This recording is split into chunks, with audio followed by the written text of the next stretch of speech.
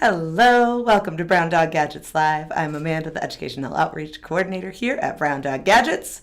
Joining me behind the camera, I've got Josh today.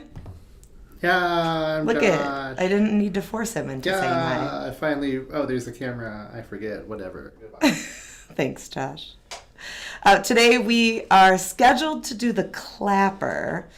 However, Pete and I talked about it, and he doesn't like it anymore and wants to do it better and said I shouldn't do it.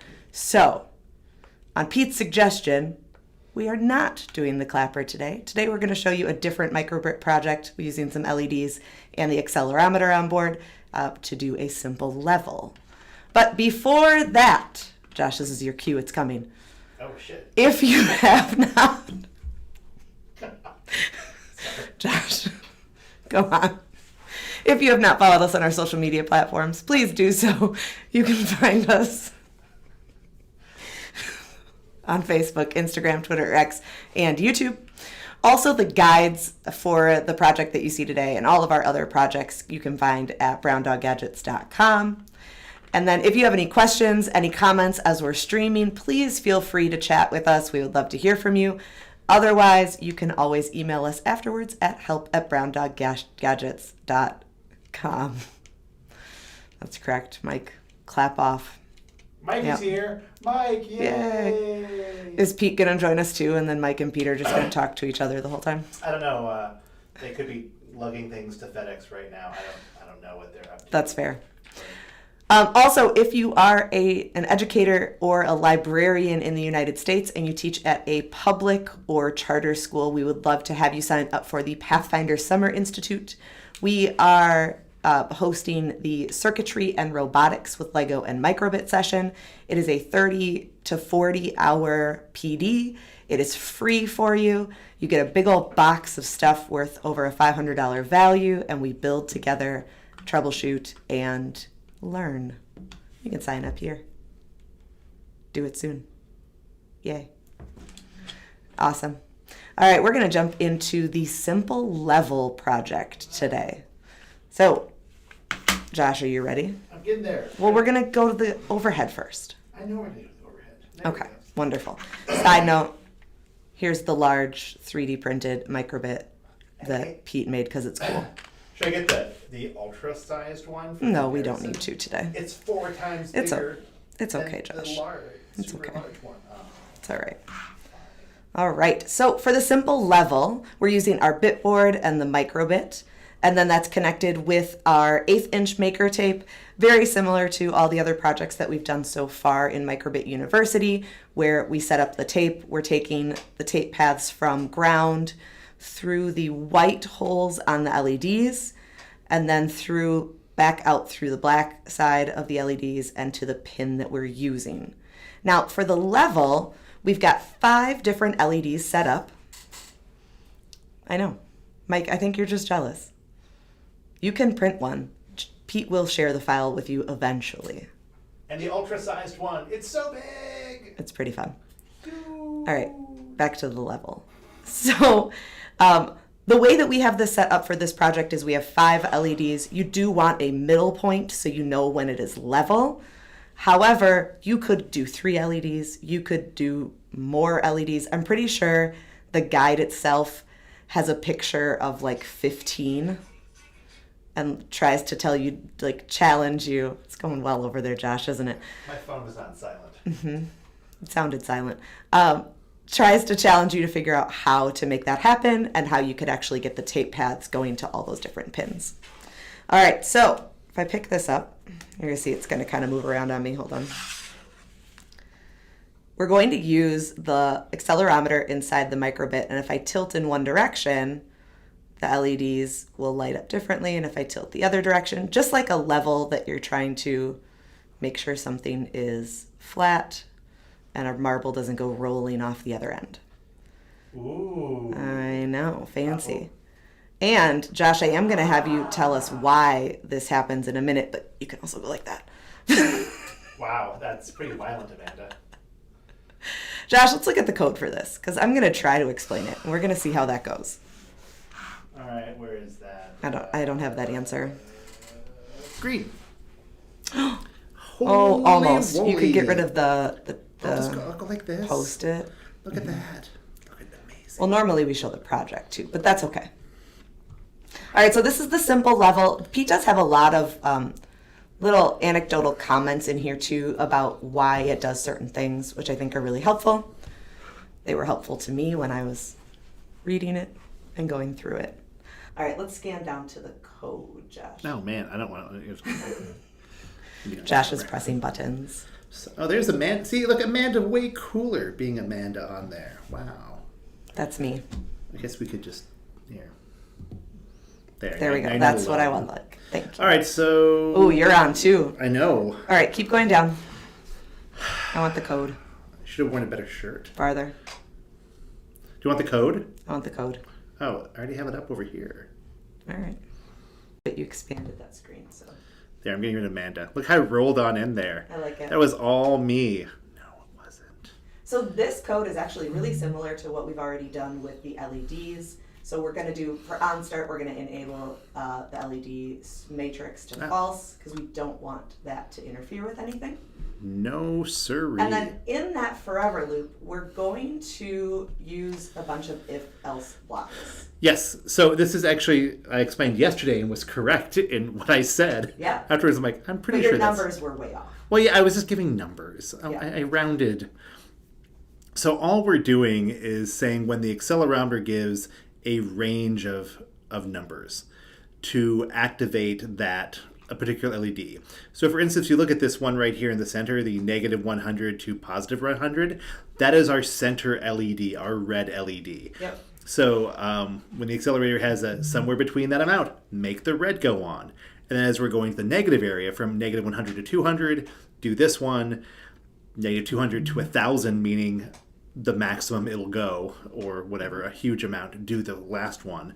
But it's really, really, really simple. So you could change this to be super precise as well. Say if you want to do 10 LEDs, you could have it be, drop the range down for each one pretty simple. So you could, do like 50, negative 50 to positive 50, and then just do it by 50 increments until the last one, which would be gigantic. And it's the exact same thing on the other side. Positive 100 to 200, positive 200 to 1,000. And this is just a really easy way of showing that output from the accelerometer in an LED format. As opposed to, say, using our I'm looking at Amanda over there, our 7-segment display to show an actual, positive, negative number. You could do that as well for the digital level, but using the 5 LED method is a little more straightforward. Yeah, well, and Josh, it also says acceleration for the x-axis. So yes, you can set it up with different axes. X and Y. Right. But Amanda, why? Oh, I've refrained from the other ones. Sorry. You could, yeah. Anyway, so that's the dealio from here inside my missile command center, from the movie War Games, I believe it is. I don't know. Yeah, I think that's what Pete has said before. Ah, yes. Yeah. So if the range for the x-axis is within those numbers, then the digital right pin for whatever that LED is set to 1 or is turned on. If not, then it is set to 0 or is off. So very similar to those LEDs that we've talked about already. Now, Amanda, if you want to get really wild and crazy, I'm going to go to you so I can watch your brain go Wild and crazy. I'm wild ready. and crazy. Yeah. You could, through sheer tenacity and giant Lego base plates and all the other fun jazz, Yeah. you could do X and Y. Whoa. You could make an X format. So say we want to take this and use, instead of using 5 LEDs, we could use, pardon me, an additional 4, so to 9. Okay. So you could do that. And you could actually do it independently as well, where you could have 2 LEDs on, so like an X and a Y were both going, and then you get the center, and yeah. Fancy. I mean, actually it might be a situation where using, like a NeoPixel or whatnot in the middle might work better, but you could do that, just require some fun tape path routing. Like, That would be interesting. I don't know, man, have you done the over-under tape path method before? I have. So Josh, if you actually go back to the simple level page on Dozuki. Yep, you have to click something. No, you didn't need to do that. I'm getting out of the way. And then scroll way down. So there he talks about but Pete gives you like a quick little guide on if you wanted to go big. And he just gives you some hints. He doesn't actually give you the layout, but he shows you how to set up ground and then kind of challenges you to figure out where you would need to take those tape paths to be able to set that up, because that is massive. Well, because the bitboard can handle a whole bunch of ins and outs. Absolutely. We could do that many without a problem, because that's what it's there. Oh, look at that bitboard overlay. Yep. Oh. But yeah, that's what you would And Josh, do. I always forget which one of those, like, so you can use most of those holes that are Actually, numbered. so my microphone on this side, I can never tell. Yes, I am. Okay, so I would hope so. You've been talking for a while. Well, like the other microphone picks everything up very well. Yep. All right, so obviously the numbered ones can be used on there, and then on the sides are where we have like the specialty ones, the SDA and SCL. Yeah, I have no idea what those are. And we actually have 2 pins on there too, the SDA and SCL. Our pins typically, so my example is like using an LCD display, like a liquid crystal display.